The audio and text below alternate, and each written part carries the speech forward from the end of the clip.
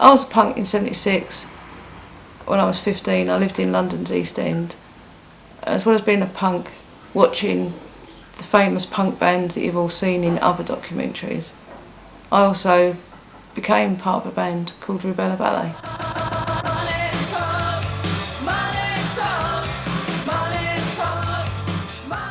I met a lot of people and had a brilliant time as a punk.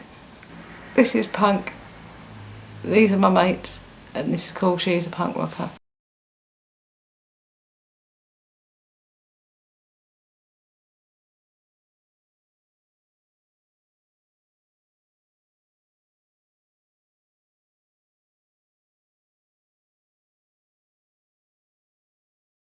I was wanting to know, having been through the hippie movement, what was going to happen next. And I remember saying at the Home Office, you know, kind of banging my fist on the table, saying to them, look, you know, you haven't taken any notice of us, and we've come to you with peace and love and Gandhi-esque ideas of civil disobedience, and with flowers. You know, if you don't take any notice of us, what's going to happen next is going to be much more aggressive. So I was kind of waiting to see what would happen next. You know, what was the next generation of youth going to do?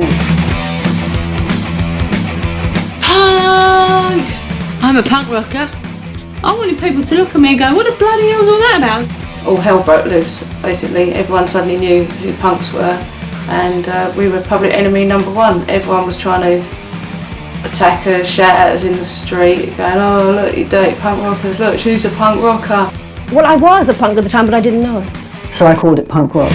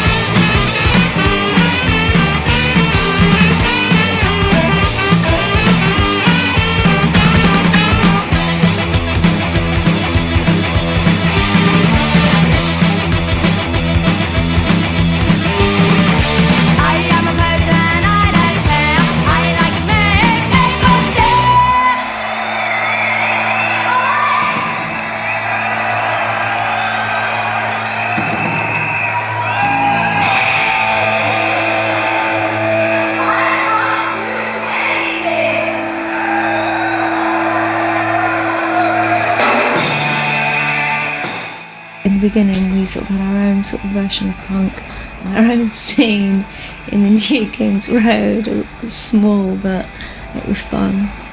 Well, I was brought up in World's End, so I kind of saw the whole thing unfold.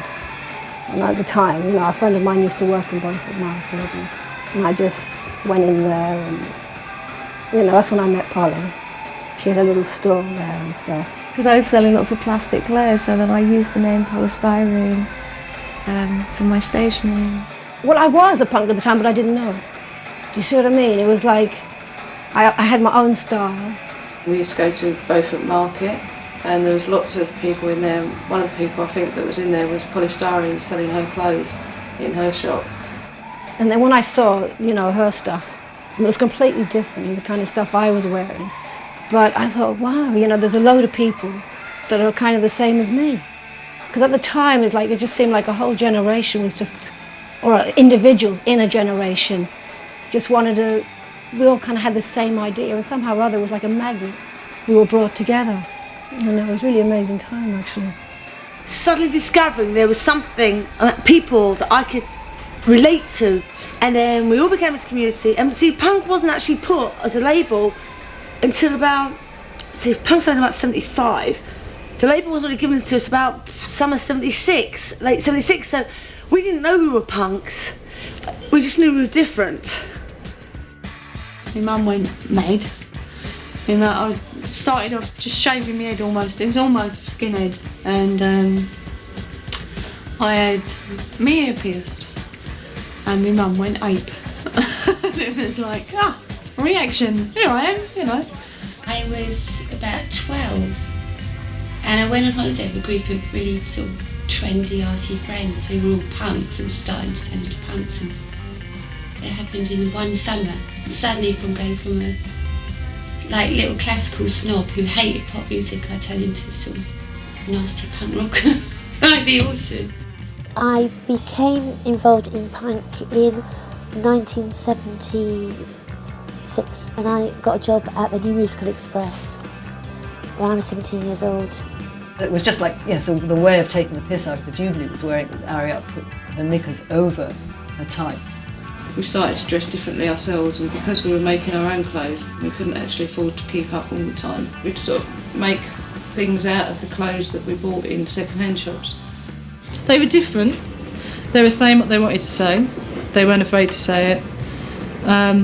They were dressed in a way which was then just wearing straight trousers and the hair spiked up and looking slightly scruffy. And it was just really good, and it was their own look. To me, it was the first time I'd seen this look.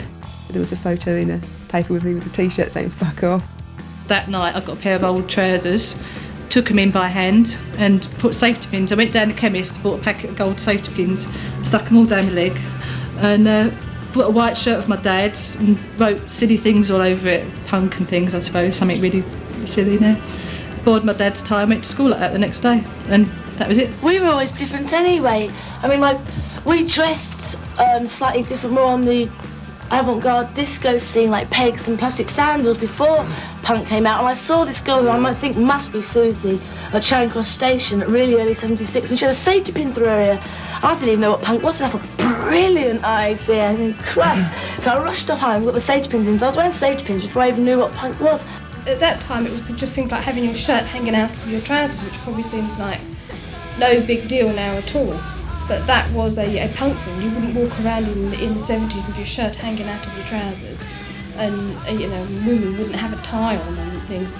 So that I could wear that on the way to school, and when I got to school I just tucked my shirt in. You know, they would literally paint the news onto their t-shirts that day, and so you became part of the news, part of the progress, with your artwork, with your music. And I think, I mean, the women in punk were doing that too. I mean, that their style was a demonstration in visual art about what they were, where they were at, and what they believed in. The thing is about punk, and unless people were around at the beginning of punk to see it, I don't think people realise how, if you saw me as a punk then, today I wouldn't stand out, because fashion's changed so much, and what people wear now is what we used to be called punks in. And it was basically just wearing straight trousers, safety pins, maybe a couple of zips. Zips were everywhere, you just sewed zips all over your legs. A shirt that you put your own graffiti on and names of bands, a tie. We were all designing our own clothes and wearing our own clothes. And instead of the fashion industry telling us what to wear, we told them what to wear. I used to go out and see the punks. I used to think, wow, they look great. And I was working in a really straight job with horses. And I thought that they looked fantastic, but the people I worked for used to go mad if I just put a pink rinse on. They'd go, oh my God, I hope it washed out by the time we go to Royal Windsor. Dyed my hair white. Well, I was blonde at the time anyway, but I dyed it really white. And I just put it this way, see Billy Idol, see how his hair was? I mean, that was my hair, and the boy stole my look. Well, he didn't actually, no offence, Billy, but he said to me one day, we were at a party, and he said he had like his blonde hair like this, but it was kind of down. And he said, well, how do you get your hair like that? And I said, put a bit of Vaseline in. And the next time we saw him gigging, that was it, that was his look. That tough look that women began to wear in the punk style, for me, was incredibly liberating.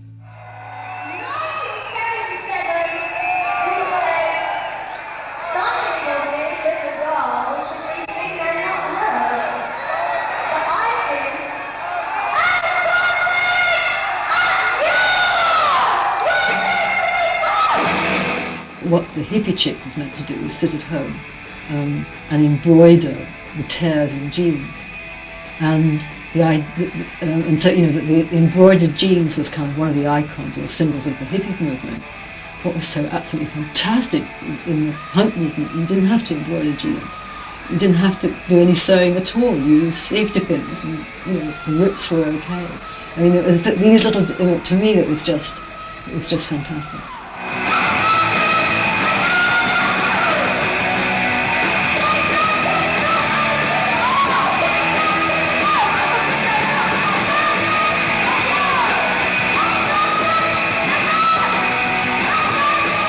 In those days, you couldn't buy punk records.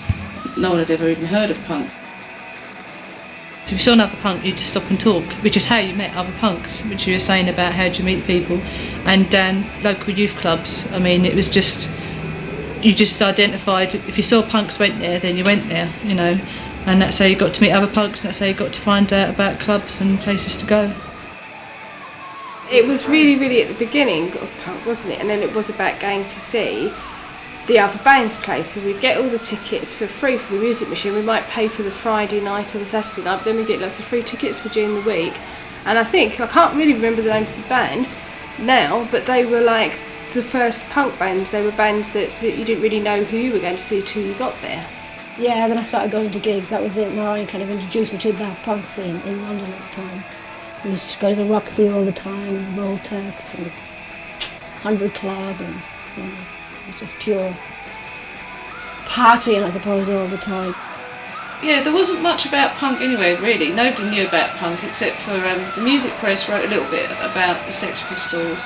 What was the word that I could use to distinguish this kind of music from pub rock or stadium rock or rock and roll?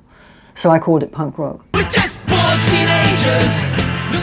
It wasn't the best time to be in a band if you didn't want to be spat at, for example, because that, doing long tours and things and always being covered in gob was, no fun at all. I think we were spat at because the press used to say, and their fans adore them by spitting at them. This is how they show their appreciation, and they didn't actually until they wrote it, and then all the kids came along and thought, oh, this is how we're going to do it. So it was a nightmare, sort of like going on stage and sort of coming off all this gun-tube green gob. And we used to wear I used to wear a lot of plastic, sort of protective clothing. In 1979, we played a gig at the Theatre Royal Stratford, and it was invaded by skinheads before we even went on stage. We were playing with Poison Girls. Skinheads were there, and they were sort of being a bit loud, abusive, shouting things, but not too bad. And then one of them spat at me, and I stopped and sort of had a go at him, and he got on stage and apologised to me in front of all of the skinheads. He was saying, sorry I spat at you, which was just as well, because I was about to punch his face in. We'd play, because of all the media attention, when we played, we'd get people coming up being very, very aggressive, like throwing lager over you and stuff like that. I remember I hit one guy over the head in Wales, in Cardiff, with my microphone stand, because he threw a pint of lager over me. Yeah, well, I kind of became her bodyguard. I was like, we became really good friends, like sisters, but also I was her bodyguard, you know what I mean? It's like, not that she really needed a bodyguard, but I mean, to be quite honest as well, I was ready that if I needed to, I could have actually put somebody on the floor if I needed to, and I did kind of give off that vibe. But I never really had to do that because, you could actually laugh off lots of situations.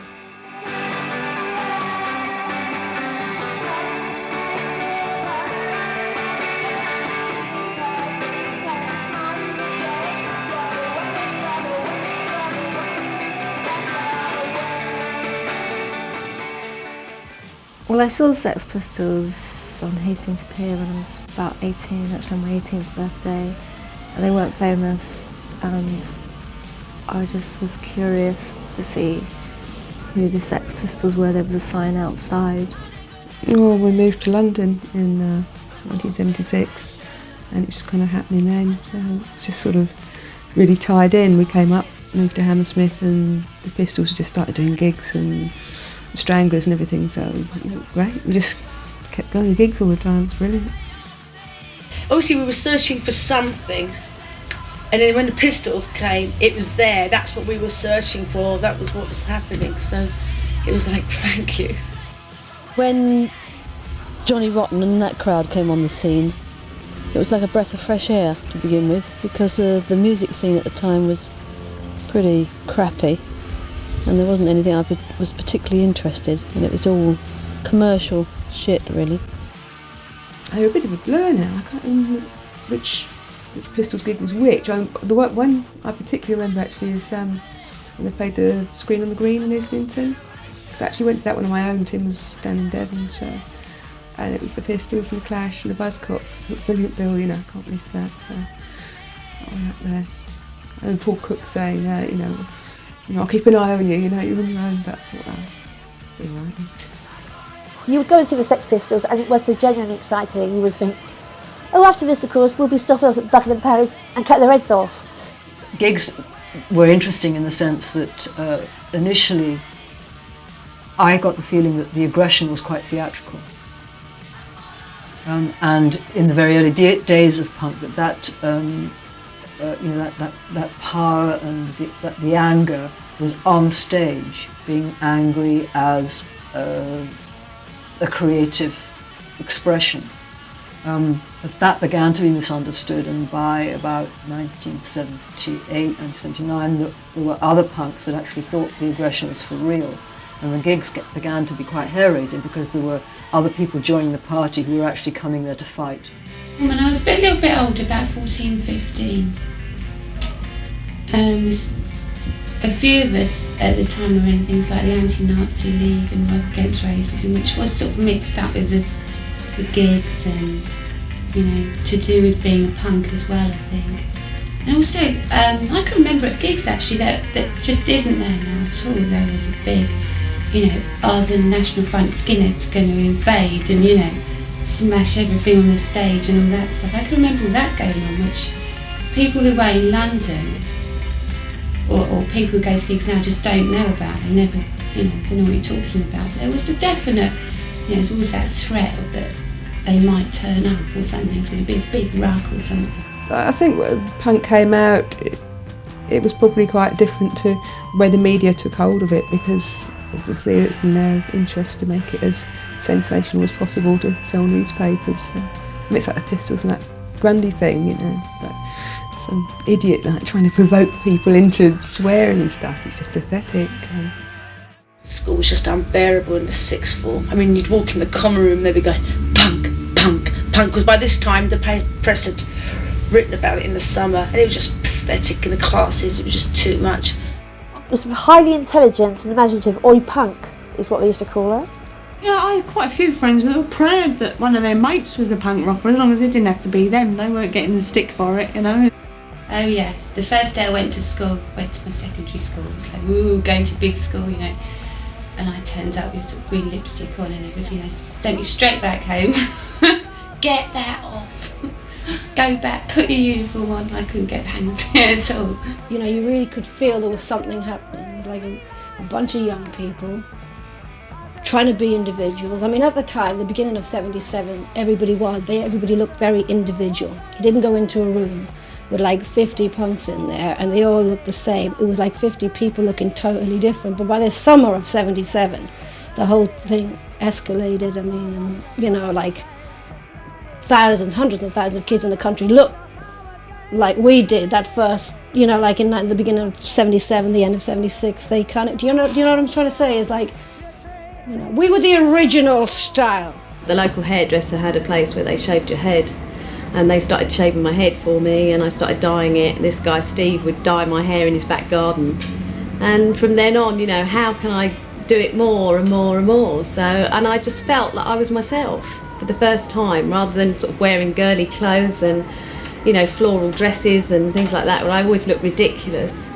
I suddenly felt I was me, and I was with people who were really, you know, yeah, you can get out of it, you can get drunk, you can be yourself. So that's what it was all about, really. I wanted people to look at me and go, what the bloody hell's all that about? To read up on it. But, you know, I mean, unfortunately, a lot of people don't bother reading up, so they don't know what's going on. But, yeah, it was like, I wanted people to think, stand there and think. what the bloody hell was that? You know, the fact that we could go out and people were shocked it's brilliant, isn't it, when you're sort of like 18 and everybody hates you, you're getting a reaction, you know, all these people, oh no, you're dangerous, you're our future and the future generation, what's going to happen to society? I mean, I suppose we loved it at the time. And one bloke said to me, if that was my daughter, I'd set fire to it. The way we used to dress, mainly, that was provocative, wasn't it, really? Girls just wearing their blazers and fishnet tights and probably nothing much else. And, you know, and dog collars, girls wearing dog collars and their boyfriends escorting them on leads. Men especially were so frightened, and I would lie if I said I wasn't happy when they were frightened. I was always trying to get into fights, but the people around me always trying to protect me because I was young, always trying to pull me away from them. I've walked down the street and men have flinched. The worst people were groups of young men walking down the street by themselves who thought they could be really abusive, like insulting you and calling you names. I've got blue hair, I've got a crop. I'm young, I'm lithe, I'm female, I should be available. I am, I'm wearing a short skirt, I'm wearing a bra, I'm wearing suspenders, but I've got fucking big boots at the end of my feet and I've got spikes on. And when I walk down the street, I am totally not available. I am so powerful. People in East London were disgusted.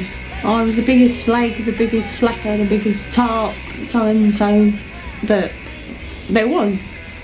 But male and female alike, nobody understood what I was doing, why was I doing that, what was the matter with you, you're a pretty girl, you could be really nice if you tried, you know. When I was on the road with the slits and walking down the streets with the slits, I mean, it was just total hostility. You know, people were just absolutely outraged that women could dare walk out in public like that, making themselves look unattractive. You know, in other words, you know, the idea that was what was very strong about punk women. You know, we aren't on this earth, guys, to make ourselves attractive for you. You know, we're going to be beautiful for our own sakes in whatever way we want. And so it was this, you know, it was like, oh my God, you're so ugly, nobody's ever going to love you. It was just like this shock horror. You know, you'll never get married if you look like a punk woman. And you say, well, actually, fuck you, don't want to get married. Well, it depends who they were. Obviously, the straight blokes just couldn't handle it, and, you know, why would you want to look so awful? I think those people were brave enough to say, you know, all right, you want to call us punks? Okay, we'll be punks. Ugh. You know, in your face, you know, that kind of thing. Remember the album cover of the Slits, where they are, you know, covering themselves up in mud and they're creeping out of the forest, you know, like these primeval beings all caked in mud. And the editor of the Melody Maker said, my God, I don't know why these women are being naked. They're all so ugly. So we put the noose up and then we put up all this broken glass across the top of the partition. But people said that afterwards it was bad. And then all the hippies running the enemy would go, oh, it was a really negative vibe. And then once, right, editorials, they was all like off their heads on dope and it really stunk. Couldn't open the windows or nothing, and it was all sealed. And so we just got a bit of like amphetamines out and like put it out on the editor's desk and he just went berserk. And it was like, it was not just. It's like postmodern Irianism, it's like modernism, it's postmodernism. It's like you use something and then you change it and it means something else. Wherever you went, people either took photos of you or wanted to beat you up. Why shouldn't we expose our bodies if we want to? I left my family when I was 15, I was in a squat when I was 15. I used to go and visit, you know, I mean, we were very close. That's what I'm saying, so when I knocked at the door, my mother didn't know I was coming. I freaked, oh my God, did the neighbours see you, who saw you? We got evicted from our house, which was our like mansion, and we got evicted and were thrown out on the street, and there was pictures of us in the local paper, you know. No, I got chucked out when I was 17 for having red hair. Kind of walked past my dad in the street thinking he wouldn't recognise me because it was all spiked up and I had all my makeup on. And I always wore this hat, this beret at home, so he never saw my red hair. So I thought he wouldn't know who I was as I walked past him in the street. And I came back, I was going to see a gig at the Moonlight that night, and I came back home and all hell had broken loose and I had to leave like the next day. My dad wouldn't have me in the in the flat anymore. So I left home really by force at 17.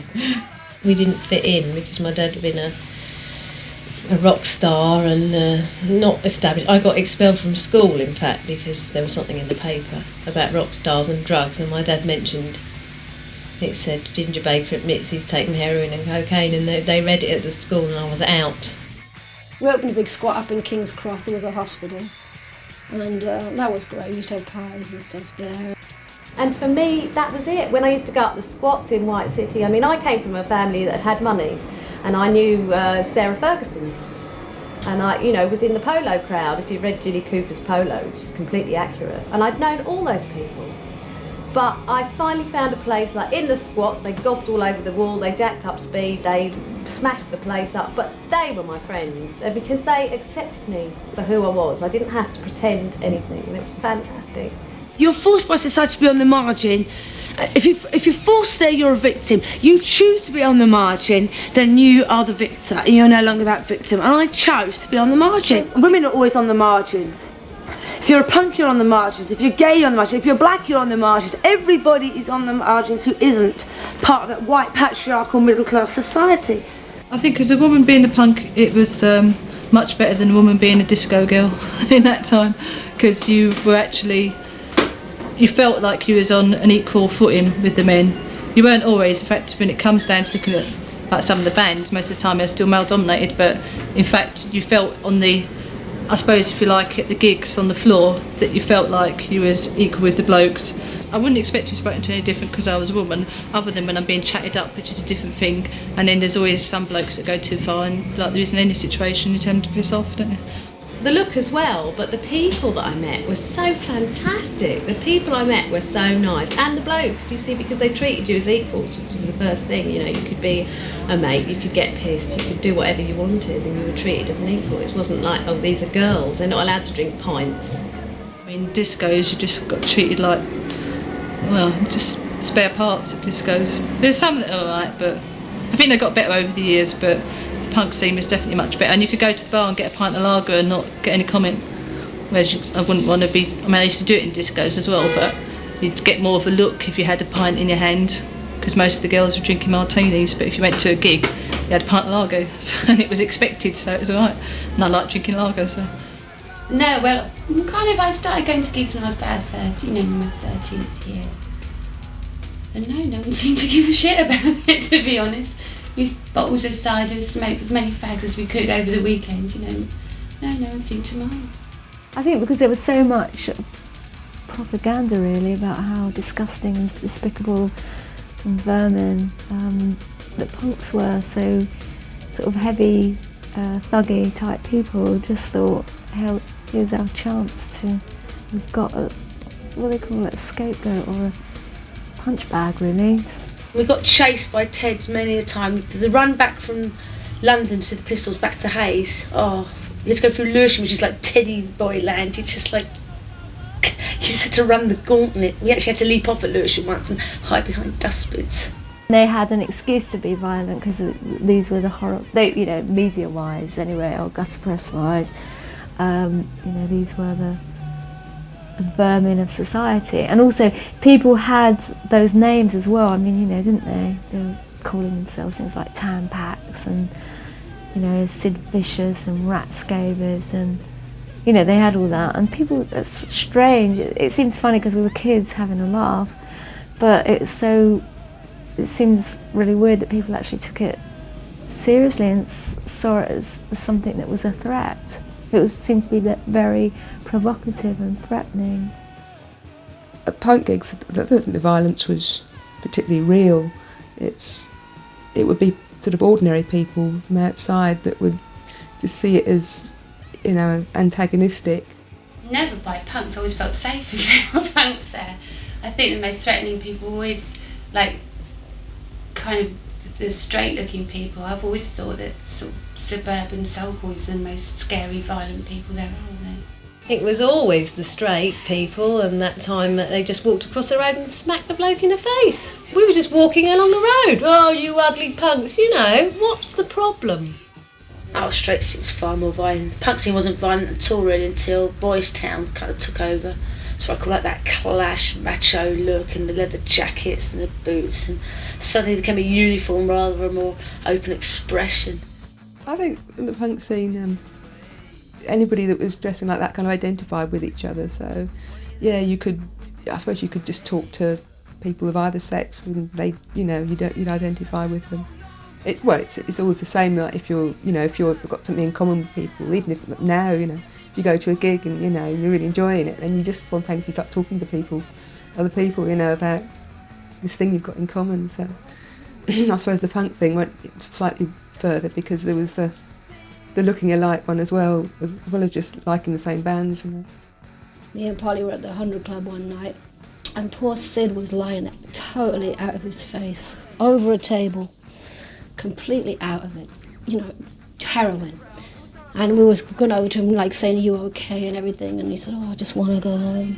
So I went over and I said to Nancy, and she's on the dance floor, and she's giving it all up against all these other men, and I said, "Listen," Sid, he's over there, he's practically ficking and D'ing on the table. And I said, all he wants to do is go home. And she's gonna, fuck off. John Savage introduced me to Andy and Susan that ran the Roxy, and then they said, would I like to play there? So I played there. So I suppose when I actually played the Roxy, I was more on that scene. The first gig was at the Roxy, which was quite a nice place to do a first gig because we've been going there, seeing other bands all the time. So just playing at the Roxy, it was a bit like playing in your own living room. It wasn't really daunting at all, just because you knew half the people in the audience. It was horrible going down the Roxy. Oh, I've never vomited in public, but that was the first time I did it.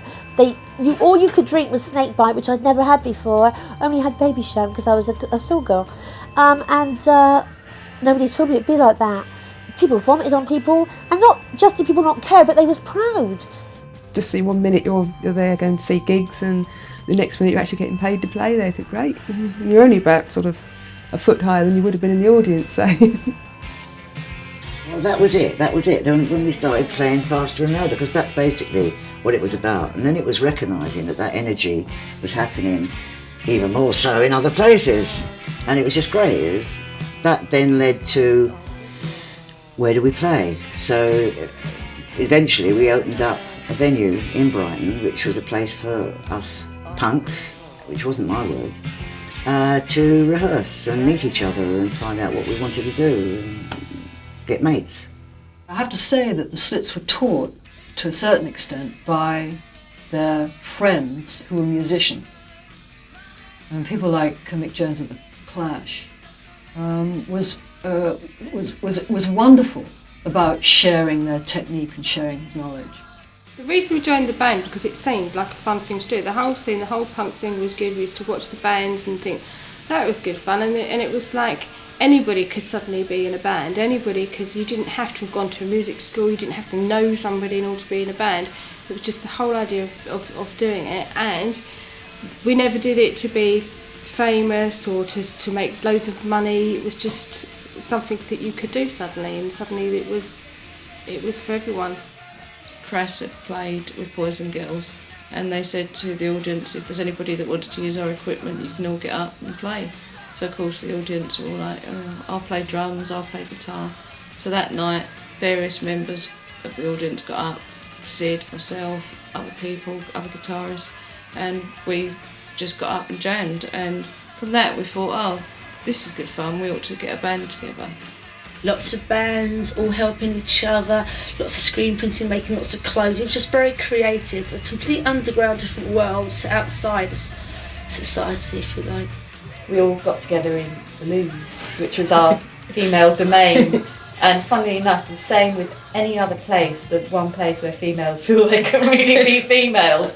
And that didn't change just because it was an anarchy centre. That was quite surprising. And we thought, okay, we'll be in a band. And then they said to us, okay, play next week with, at the time they were massive, the Malvern Downs. And we'll put you on the bill. So none of us had touched an instrument. Yeah, all right. So we did it. What do you say? You have to say what you think!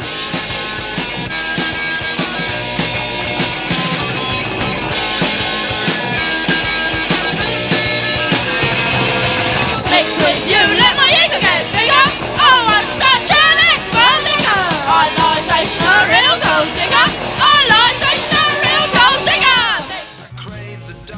came from this sort of middle class background in a way, although I sort of grew up in a council flat, but you know, I was sort of trained classically on the violin and the piano, and I could never work out what I did on the piano that was anything to do with punk. But gradually, after a few years, you know, I got involved with bands, and friends would say, "Oh, come and play the violin in this band," you know, and I'd sort of go, "Oh, I don't think I can," and then I'd sort of see other people just getting up who couldn't play a note really, and getting up and just doing it, and I thought, "Bollocks, you know, I'll do it then, you know, I can do it." It was fun at the gigs, but it was like a hard slog at practicing and getting the band together to do a practice.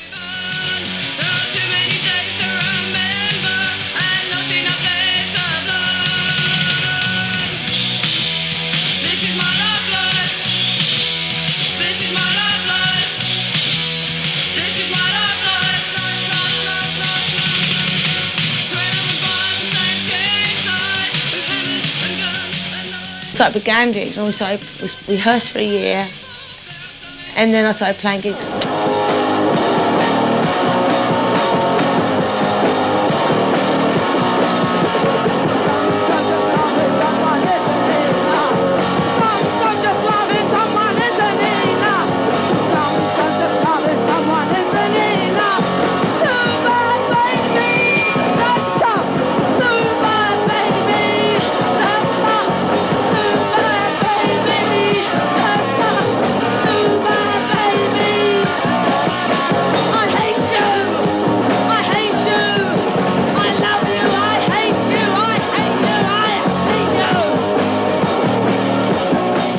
Crass came out and actually gave us those pure anarchistic sentiments.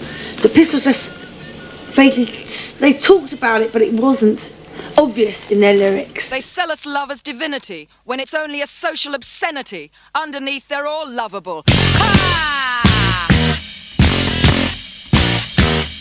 The people I was living with at this house formed part of the band Crass as well, so when Steve and Penny got it together, I came home to join them really, as the visual artist for the band. Shave Women Collaborator!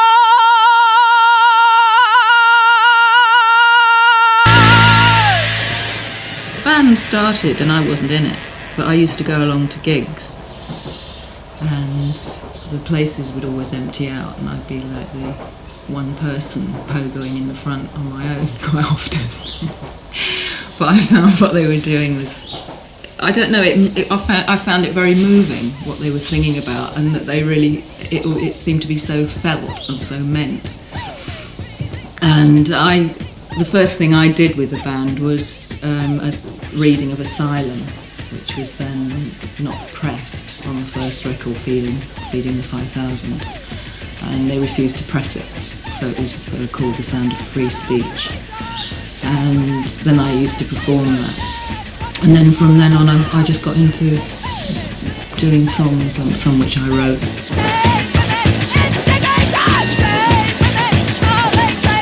Well, I think quite rightly they thought it was another punk band, and when the band first started it wasn't as disciplined as it became. People were drunk and on stage and just... but I think, gradually it pulled itself together and realised, that it was a vehicle, a good vehicle to convey some of the dreams and aspirations that you yourself had, and just sharing some of the knowledge. I believe very much in what we were saying, and felt that it was a good way of saying it to quite a lot of people. A lot of women found punk a great area for exploring what they wanted to say and do, and to be able to get up the stage and be accepted more than any other. Let's put it this way, if I hadn't been doing the work I was doing, which was the studio work, I would have probably been out on the street a lot more, being an agitator. It's just the government now is so geared up to put you down. It's very geared up. I mean, you can't even protest on the streets without knowing you're going to get really clobbered. We stopped the city. I mean, the first two were great. We took them by surprise and we got away with, really a lot of stuff. The third one, forget it. They were ready and waiting and hurt a lot of people. Got a lot of money out of fines off of people. What's the point? Fuck them. You draw back and go underground again and come up somewhere else. I think people, from the letters that we get and the people we still have coming here, people have gone underground and they're beavering away on something else, and I think that's great. I think what we were doing was challenging male-dominated ideals. Like, the very sort of obvious ones, like when I came on the stage, I wasn't what was expected. The band was called Poison Girls, they thought we were all going to be girls. Just by being in a band that was predominantly female, we'd turn up and we'd play, and we'd have a following that didn't just consist of people who might think that we were attractive.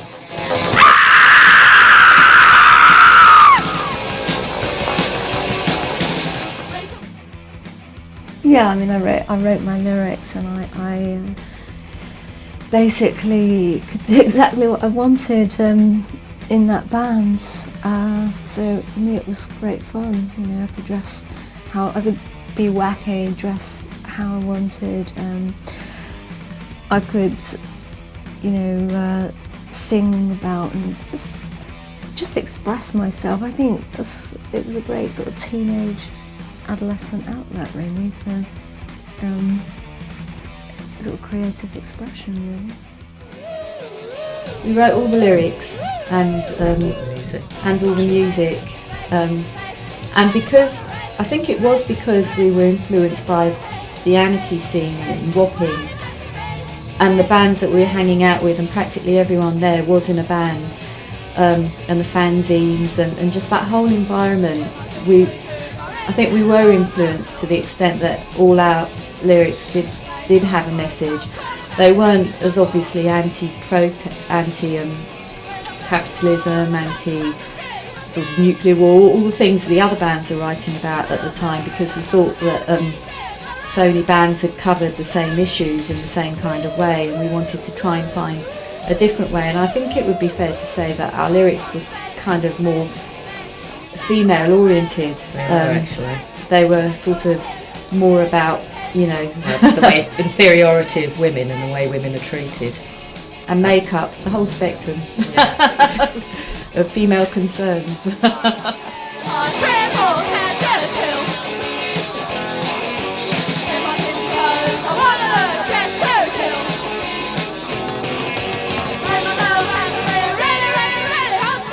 It's true, no future. There was no room for artistic development and things like that in Thatcher's Britain. Government and Parliament can make the law. Police and courts can uphold the law. But a free society will only survive if we, its citizens, obey the law and teach our children to do so. Within punk, I discovered there's no class structure, there's no racism, everybody can do what they want to do. When they looked at me, they looked, not because I was a dwarf and different or whatever, they looked at me because I looked so odd. Once they had some dwarves up to promote an album, and I was very angry with this because it was before PC, but I was PC already, and I went berserk when I saw the dwarves. And I was only 17, I was just a kid, but I chased them out, and that was thought to be spoiling people's fun, and I said it was immoral. I was always causing trouble, but they liked it, and because they thought that punks behaved in a rude, unpleasant way, they were I had them over a hurdle. Because the more unpleasantly I behaved, the more punky they thought I was, and they were proud they had their own punk at the LME. In 1975, we'd only just got the equal opportunities for women. All of those bills were going through regarding minority groups and the way they were treated in society, so we became quite political. The Anti-Nazi League and Rock Against Racism, they started around about 1977. I remember going to see X-Ray Specs at the Anti-Nazi League gig with Sham 69 in Victoria Park, and I think there was 100,000 people. It was all about fighting racism and fighting stereotypes. Well, later on there was a political scene going on. It was much later on, and it was at the time of when we started to watch Crass, and there was anarchy bands, and began to get a bit more serious about what punk was and about what we were doing. And I think things in the world were changing a bit as well. So like there was the anti-racism marches, and the Anti-Nazi League, and some of the bigger bands like the Clash and Blockheads and the reggae bands as were doing these big gigs in the park, and we all began to get more political. But it didn't stop us from being friendly to each other, but then because it became political, we started getting things like skinheads turning up and starting trouble at certain places.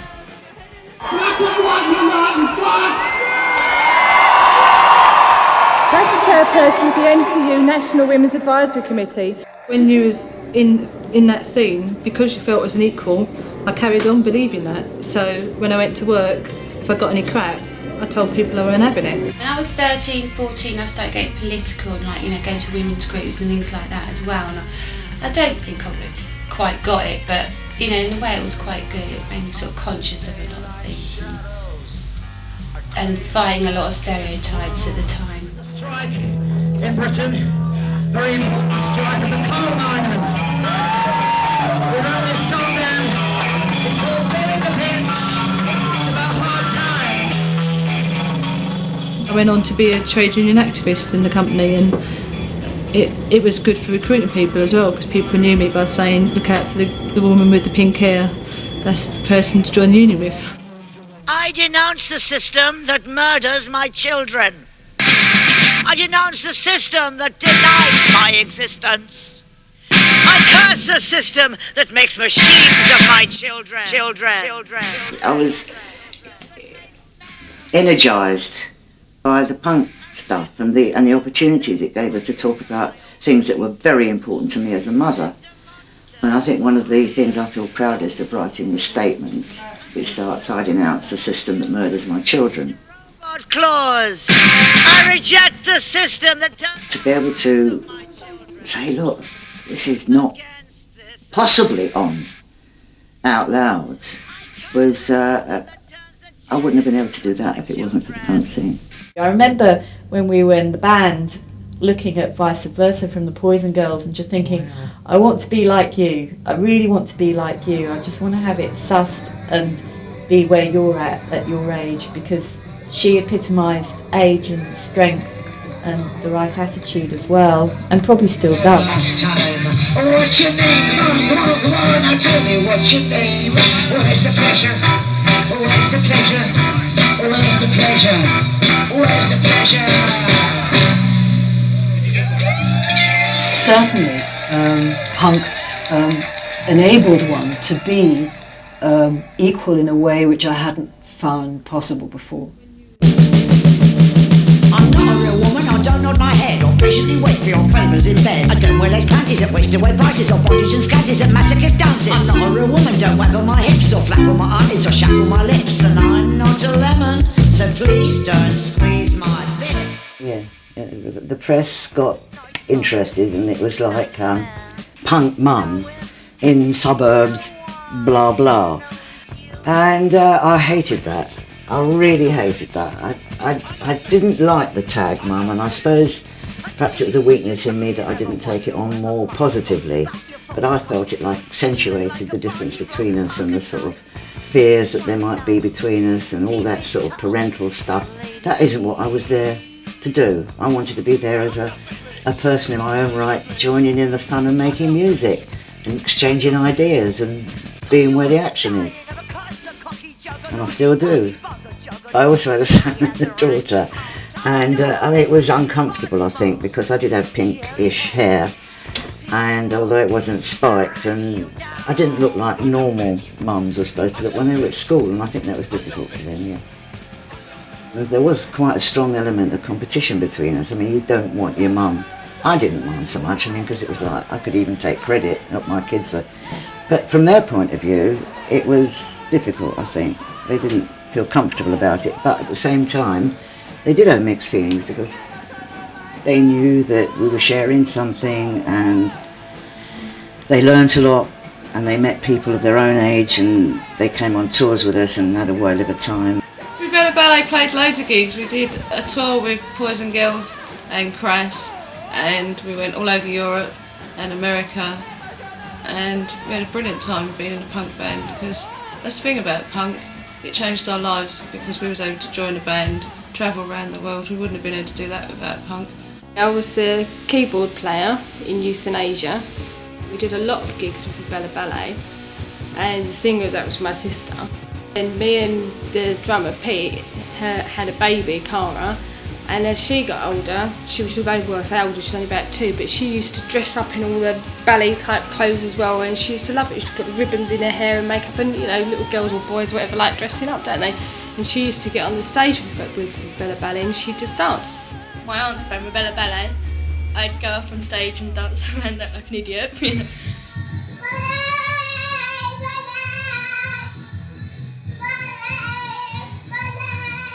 I used to get dressed up like a punk myself, like my aunts would do a great job in that one. What did you want to be on the video? Punk. You want to be a punk now?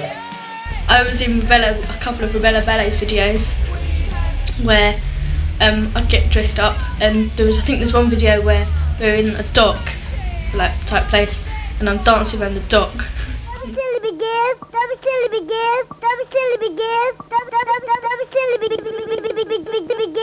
Money talks. In this land of so many laws, everybody knows money talks. In this land of so many laws, everybody knows money talks. Money talks. Money talks. Money talks. Money talks. It doesn't matter if you're right or wrong.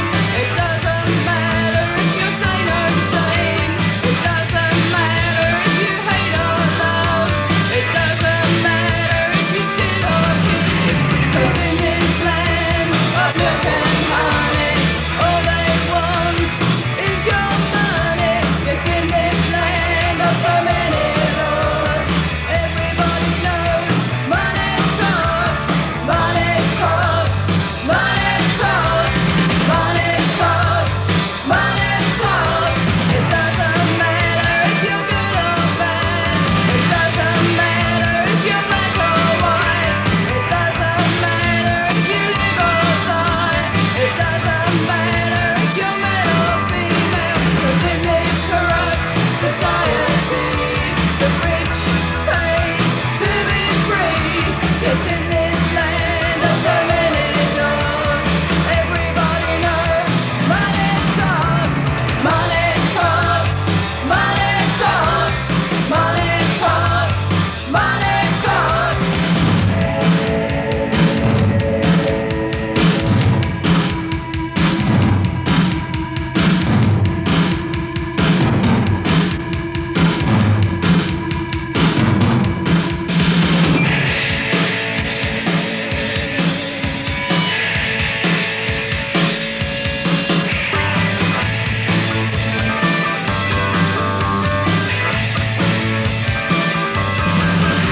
Cause in this land of milk and honey, all they want is your money. Yes, in this land of so many laws, everybody knows money talks. Money talks. Money talks. Money talks. Money talks. It doesn't matter if you're good or bad. It doesn't matter if you're black or white. It doesn't matter if you live or die. It doesn't matter if you're male or female. 'Cause in this corrupt society, the rich pay to be free. Yes, in this land of so many laws, everybody knows money talks. Money talks. Money talks. Money talks. Money talks.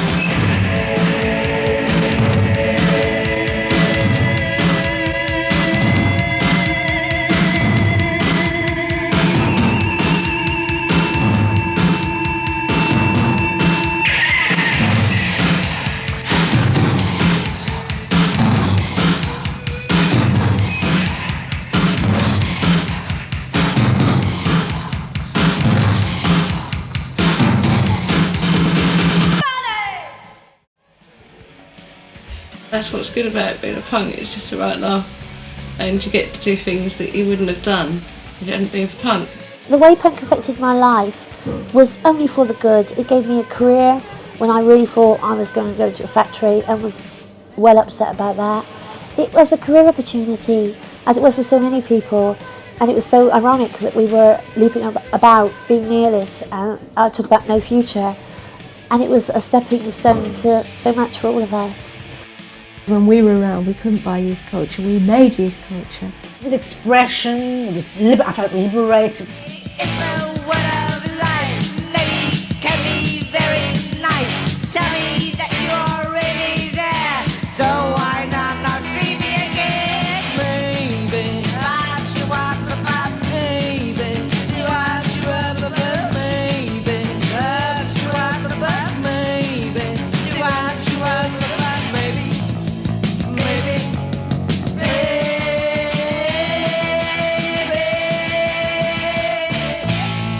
Yeah, and it was great, and it was very fun, you know. This is the look, it was great. And I didn't care how stupid it looked. You don't wake up one morning and go, right, I'm not being a punk anymore. Sort of close the wardrobe and say, right, I'm not punk anymore. Yeah. Maybe you're still a punk. I certainly wouldn't be the person I am today if it hadn't been for punk. I'm still a punk. It's not saying, but whenever I want to. Proud to have been a punk, and I'm still a punk at heart.